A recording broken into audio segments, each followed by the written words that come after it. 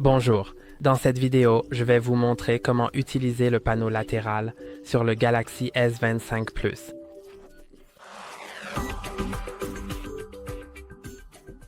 Donc, comme vous pouvez le voir ici, j'ai un panneau latéral. Donc, quand je fais glisser depuis le côté de l'écran vers l'intérieur, j'ai ici mes applications favorites et je peux les utiliser que je sois dans une autre application ou sur l'écran d'accueil, n'importe où ailleurs. Et il suffit de le faire glisser et d'ouvrir n'importe laquelle de ces applications. Vous pouvez mettre vos applications favorites ici, ou vos contacts, ou vos informations météo, tout ce dont vous avez besoin. Et par défaut, cette barre est blanche et je vais vous montrer comment la personnaliser. Alors allons dans les paramètres d'affichage, dans l'application Paramètres, puis allons à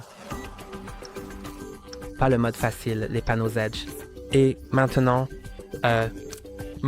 si c'est activé, alors vous pouvez aller au panneau. Vous pouvez choisir si vous voulez avoir des applications, des personnes, des tâches, la météo, des outils, le presse-papier ou des rappels ici. Donc, je vais le laisser sur les applications.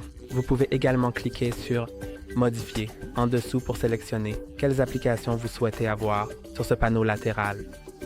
Vous pouvez également cliquer sur les 3 points ici pour activer ou désactiver les fonctionnalités Galaxy AI comme l'AI Select, Now Breathe ou autre chose. J'aime bien désactiver cela honnêtement. Et maintenant, vous pouvez simplement sélectionner les applications que vous souhaitez avoir ici. Alors, ajoutons peut-être comme application téléphone.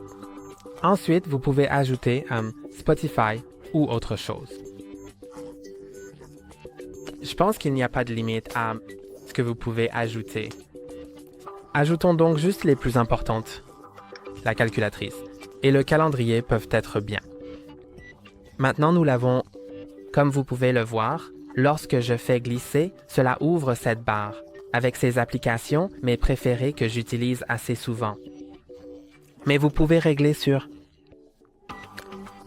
différentes choses comme la météo, et vous pouvez également personnaliser la poignée, donc la position pour les droitiers ou les gauchers. Je vais la laisser pour les droitiers. Ensuite, vous pouvez également verrouiller la position de la poignée, car si elle est déverrouillée, vous pouvez simplement la changer. Mais en mode ajout de poignée, vous pouvez également la changer. Donc, même si elle est verrouillée, vous pouvez toujours la changer dans ce paramètre ici. Ensuite, nous pouvons sélectionner la couleur. Transparency,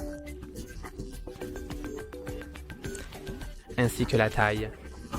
Comme vous pouvez le voir ici, elle s'allonge, se raccourcit.